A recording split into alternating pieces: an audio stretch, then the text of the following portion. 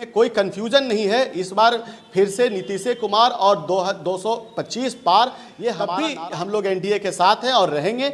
लेकिन रहा बात कार्यकर्ताओं का, तो हमारा तो ये मांग है कम से कम 40 सीट से नीचे में हमारी समझौता यहाँ नहीं होनी चाहिए। समागम को लेकर आप लगातार सभी क्षेत्रों में घूम रहे हैं, सभी जिला संगठन के लोगों से मिल रहे हैं, क्या तैयारी है उनको लेकर? सबसे पहले तो आप सबको धन्यवाद कि आप लोग यहाँ पर आए हैं। और आगामी 28 फरवरी को पटना के गांधी मैदान में दलित समागम रैली का आयोजन किया गया है, जिसके मुख्य अतिथि बिहार के पूर्व मुख्यमंत्री, केंद्रीय मंत्री और गरीबों के मसीहा आदरणीय श्री जीतन राम मांझी जी रहेंगे। और उनके साथ हिंदुस्तानी आवाम मोर्चा सेकुलर के राष्ट्रीय अध्यक्ष सह बिहार के मंत्री डॉक्टर संतोष मांझी जी वहाँ पर रहेंगे। उनके साथ साथ हिंदुस्तानी आवाम मोर्चा सेकुलर के जितने भी पदाधिकारी हैं, एमएलए हैं, सारे लोग वहाँ पर मौजूद रहेंगे। सारे कम से कम 3 से 4 लाख लोगों के जुटने की उम्मीद है। तो एक पूरा एक तरह से हम लोग ने लोगों को बुलाया है। और ख़ास करके जो हिंदुस्तानी आवाम मोर्चा सेकुलर और आदरणीय से जीतन राम मांझी जी के मानने वाले जो लोग हैं, क्योंकि उन्होंने हमेशा गरीबों के हक और अधिकार की लड़ाई को लड़ा है, तो वो वैसे जो भी लोग हैं, जो उनके मानने वाले लोग हैं, पटना के गांधी मैदान में 28 तारीख को मौजूद रहेंगे। खास करके 11 सूत्री मांग हम लोगों ने रखा है। उन मांगों को हम लोग उस रैली के माध्यम से लोगों तक पहुंचाना चाहते हैं। जैसे कि वृद्धा पेंशन जो आज 300-400 रुपया है, उसे मिनिमम कम से कम 2000 रुपया किया जाए। और जैसे जैसे महंगाई बढ़ती है, उस महंगाई के हिसाब से वृद्धा पेंशन को भी बढ़ाया जाए। बेरोजगारी भत्ता कम से कम 5000 रुपया किया जाए। वैसे युवा जो 21 साल से 35 साल की उम्र में हैं, जो बेरोजगार हैं, उन्हें कम से कम 5000 रुपये महीने देने का प्रावधान किया जाए। वैसे गरीब जो बीपीएल में हैं, उन्हें कम से कम 200 यूनिट मुफ्त बिजली देने की व्यवस्था की जाए। और डॉक्टर श्री कृष्ण सिंह और दशरथ मांझी जी को भारत रत्न देने की जो हमारी पुरानी मांग है, उसे फिर हमने दोहराया है। और जहां दलित, गरीब, वांछित लोगों की जो भी हक और अधिकार की बात है, उसके लिए हम लड़ाई लड़ते रहे हैं और लड़ते भी रहेंगे हर मैदान पर। और किस तरह से इस लड़ाई को लड़ा जाए, इन सब मांगों को कैसे रखा जाए, इसके लिए हम लोग ने कार्यकर्ता सम्मेलन को बुलाया है पटना में। और हमारे नेता लोगों को ये संवाद के माध्यम से बताएंगे कि आप किस तरह से गरीबों के हक और अधिकार की लड़ाई आप अपने क्षेत्र में लड़ सकते हैं। हर क्षेत्र, जैसे मेरा प्रखंड अध्यक्ष है, मेरा पंचायत अध्यक्ष है, वो किस तरह से गरीबों के हक और अधिकार की लड़ाई को अपने क्षेत्र में लड़ेगा, इसीलिए हम लोगों ने बुलाया है। और उम्मीद है कि पूरे बिहार से ही नहीं, पूरे भारत से वहाँ गरीबों के हक और अधिकार की लड़ाई लड़ने वाले आदरणीय श्री जीतन राम मांझी जी के नेतृत्व में वहाँ 2 से 3 लाख लोगों के जुटने की उम्मीद है। तो बिहार विधानसभा चुनाव इसी साल होना है, कहीं ना कहीं बहुत बड़े शक्ति प्रदर्शन की तैयारी है।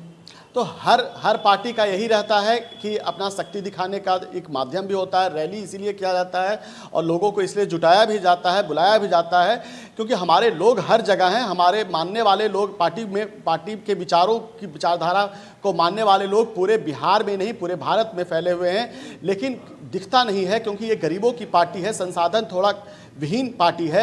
लेकिन हाँ, पटना में जब हमारे नेता ने आह्वान किया कि 28 तारीख को रैली होगा, तो आप जोश देख सकते हैं कि ट्रेन से, पैदल और बस से खुद अपनी व्यवस्था करके वहाँ 28 तारीख में को लाखों की संख्या में लोग वहाँ एकत्रित होंगे। बिहार में एनडीए की सरकार है और सरकार में आप मौजूद हैं, तो फिर इस सम्मेलन के पीछे उद्देश्य क्या हो सकता है? क्या और ऐसा क्या मजबूरी है जो धरातल पर उतर के लड़ाई लड़ना पड़ा है? ये धरातल पर उतर के हम लोग लड़ाई नहीं लड़ रहे हैं। कोई भी पॉलिटिकल पार्टी चलती है तो वहाँ कहीं ना कहीं अपने ताकत को दिखाने की उन्हें ज़रूरत भी होती है।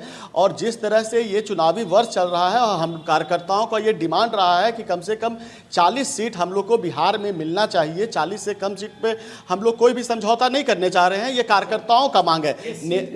नेता यहाँ पर क्या अपने में तय करेंगे। एनडीए गठबंधन पूरी तरह से एकजुट है, 5 दल एक साथ हैं, इसमें कोई कन्फ्यूजन नहीं है। इस बार फिर से नीतीश कुमार और 225 पार, ये हमारा नारा है। नीतीश कुमार के नेतृत्व में, ये हम लोग एनडीए के नेतृत्व में हम लोग यहाँ बिहार का चुनाव लड़ेंगे, ये स्पष्ट है।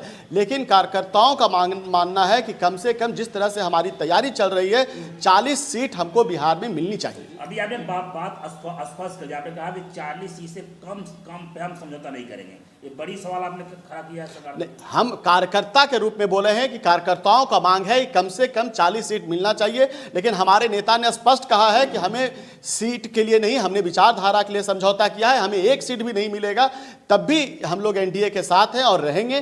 लेकिन रहा बात कार्यकर्ताओं का, तो हमारा तो ये मांग है कम से कम 40 सीट से नीचे में हमारी समझौता यहाँ नहीं होनी चाहिए। जिस छात्रों बिहार में जिस प्रकार से छात्रों के साथ ये जो नई नई घटनाएं हो रही है, परीक्षा में जिस प्रकार से बर्गलिंग हो रहा है, इस पर क्या कुछ कहें? नहीं, परीक्षा में बर्गलिंग का तो कोई मामला ही नहीं है इस तरह का।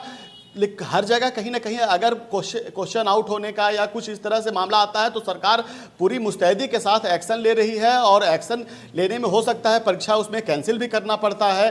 तो ये अगर कोई पकड़ा जाएगा दोषी, उससे उस पर कार्रवाई होती है और कार्रवाई होनी भी चाहिए, क्योंकि ये नीतीश कुमार की सरकार है।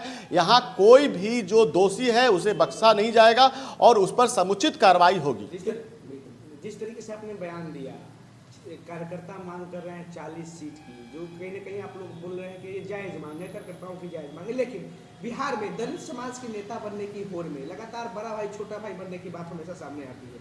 एक तरफ एलजेपी से चिराग पासवान है, उधर पशुपति पारस है, जीताराम मांझी है। तो देखिए, बड़ा भाई छोटा भाई बनने की बात हमेशा दलित समाज के एक कर्णधार के रूप में अपने आप को साबित करने की बात जो हमेशा होती है, क्या लगता है उस पर सही साबित कौन से नेता बैठेंगे? नहीं, सब अपने अपने समाज की अपने अपने लोगों की बात कर रहे हैं, सबके मानने वाले लोग अलग अलग हैं। सब अपने आप में पांचों दल बिहार में एनडीए का बराबर के हिस्सेदार हैं। सीट शेयरिंग में